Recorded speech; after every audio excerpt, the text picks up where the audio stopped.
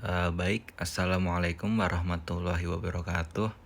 Selamat siang semuanya, selamat siang Bapak Nur Fatwa. Di sini saya Muhammad Rafi Aulia Rahman akan mempresentasikan laporan observasi subjek saya yang bernama Muhammad Nawal Haq Albuni. Pendahuluan, jadi latar belakang, kayak berawal dari kalimat kenapa saya memilih subjek ini menjadi bahan observasi untuk tugas MSPB.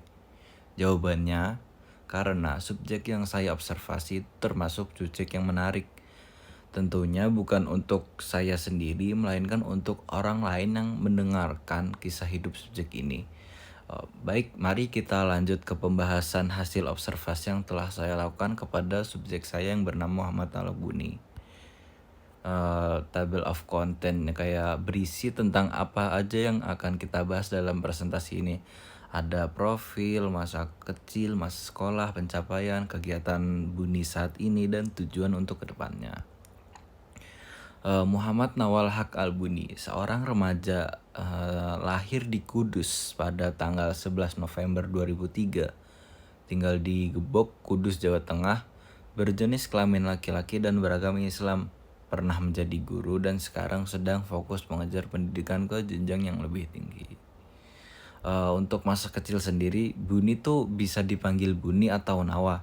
Tapi kalau keluarganya tuh cenderung memanggil dia tuh Nawa, dan untuk Buni sendiri tuh cenderung ke teman-temannya yang manggil dia. Dia tuh anak tahun kelahiran 2003. Jadi tuh bisa dibilang lebih tua setahun dibanding yang lainnya. Karena Buni tuh TK selama 3 tahun. Awalnya tuh Buni bersekolah di TK biasa di desa kecil. Terus karena sering bolos sama temennya, dia tuh disuruh ngulang lagi ke TK kecil lagi di kota, disuruh sama orang tuanya. Untuk sekolah itu di mana aja. Buni tuh waktu SD, itu 2010, itu SD-nya tuh di SDIT Al Islam Kudus. Lalu untuk SMP atau MTS itu Tahfidz dan Bulugh Quran, dan SMA-nya atau MAS tuh juga masih di Tahfidz dan Bulugh Quran. Untuk masa sekolah sendiri tuh ketika SD, Buni tuh orang yang introvert dan susah berbaur ke lingkungan sekitar. Jadi kayak selama kelas 1, kelas 2 tuh menurut Buni tidak ada something special di dalam situ. Lalu ketika kelas 3 Buni tuh ikut lomba Bildacil dan hebatnya itu langsung juara 3 putra sekabupaten.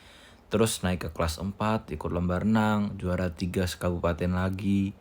Terus ketika kelas 5 Buni ikut lomba dokter kecil, tapi tuh cuma nyampe ke provinsi, dan waktu hari H dia tuh sakit jadi gak ikut. Waktu kelas 6 Buni tuh ikut lomba lagi dan hebatnya bisa sampai juara 2 provinsi. Lanjut ke masa SMP itu Buni awal-awal kelas 7 itu cuma kayak orang yang pendiam, terus baru dia kelihatan tuh ketika kelas 8 tuh dia mulai bersemangat. Tapi ada alasan kenapa dia bersemangatnya tuh karena terpaksa. Terus singkat saja, sebelum 3 hari sebelum perpulangan waktu di pesantren itu, dia tuh alhamdulillah dapat menghatamkan Al-Quran. Terus waktu naik kelas 9 dia tuh pernah kena penyakit yang buat dia tuh 6 bulan gak bisa ke sekolah. Terus pas 2 bulan itu dia gak bisa ngapa-ngapain. Jadi di 6 bulan itu dia merasa itu titik terendahnya. Terus dia sekolah tuh pas mau UN doang. Terus untuk masa sekolah ketika SMA tuh Buni menjalankan masa-masa sekolah seperti anak lain pada umumnya. Pada kelas 10 tuh dia alhamdulillah berhasil hafal Al-Quran. Lalu ketika kelas 11 tuh menjadi pengurus bahasa di pesantren sampai menggebu-gebu tuh karena bisa melengsarkan ketua bahasa pada saat itu. Dia juga menjadi pradana pramuka ketika kelas 11. Lalu ketika kelas 12 tuh dia merasa bahwa apa yang dia lakukan itu pada saat kelas 11 tuh hanya memenuhi peran. Lanjut ke bagian hidup after school. Jadi tuh untuk Buni after schoolnya tuh kayak kurang apa ya, tidak bisa ke kuliah karena tuh SNM, SBM, tes mandiri itu nggak keterima. Terus akhirnya Buni tuh milih untuk menyenangkan orang tua dengan cara bercita-cita menjadi polisi cyber.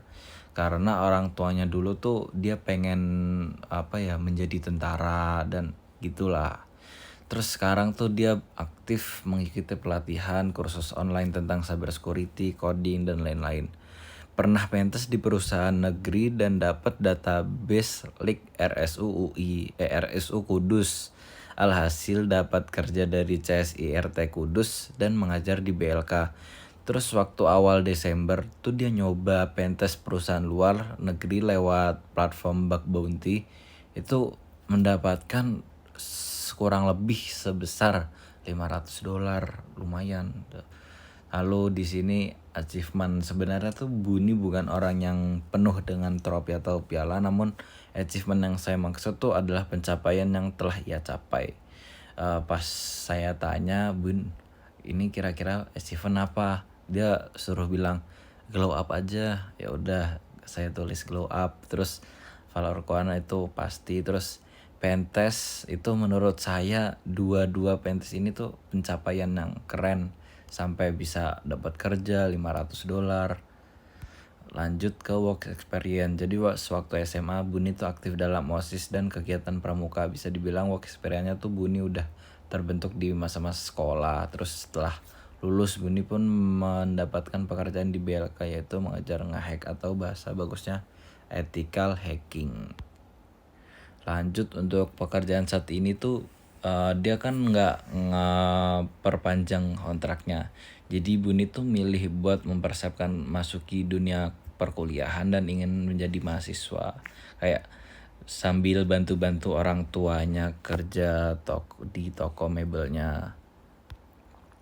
Untuk tujuan kedepannya Buni tuh ingin kuliah, terus ingin mempersiapkan. Sekarang lagi mempersiapkan. Dia tuh bilang pengen nyoba semua PTN kecuali UI gitu, katanya ribet. Terus dia yakin tuh karena dia udah punya pengalaman di dunia cyber, dia tuh bakal gampang buat masuk informatika. Untuk kerja sendiri tuh Buni pengen kerja sambil kuliah, tapi kalau dianya mampu gitu. Terus dia juga bilang kalau sudah ada perusahaan yang mengikatnya namun belum dimulai karena belum kuliah. Dan juga Buni ingin sekali kerja di DFI atau Digital Forensik Indonesia. Pandangan Buni tentang dunia cyber sendiri tuh, dunia kerja yang ia minati tuh kayak cyber tuh belum banyak orang yang menjamah ke dalam dunia itu. Banyak orang yang mengekspektasikan bahwa kalau jurusan informatika tuh pasti software development, programmer, padahal tuh enggak itu juga. Padahal ada banyak untuk cyber security itu ada sendiri. Terus padahal tuh masuk ke informatika tapi ada penjurusannya, maksudnya gitu. Dan untuk lapangan pekerjaan cyber security itu saingannya dikit, jadi otomatis peluang kerjanya besar.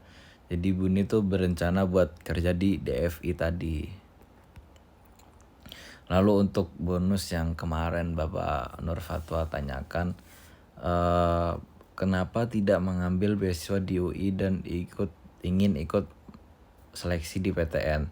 Jawabannya tuh Buni tuh jadi ngambil beasiswa di UI karena jika fresh graduate katanya tuh langsung mendapatkan portofolio, karena ketika kuliah tuh disambi dengan kerja yang di kerjanya tuh yang ngasih beasiswa gitu. Jadi udah terikat sama perusahaan beasiswa itu.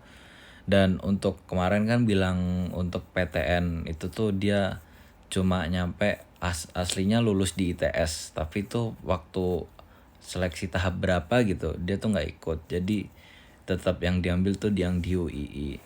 Terus jika ingin lebih tahu lebih lanjut tuh bisa kepoin blognya Buni, bisa diklik aja. Baik, terima kasih untuk semuanya. Wassalamualaikum warahmatullahi wabarakatuh.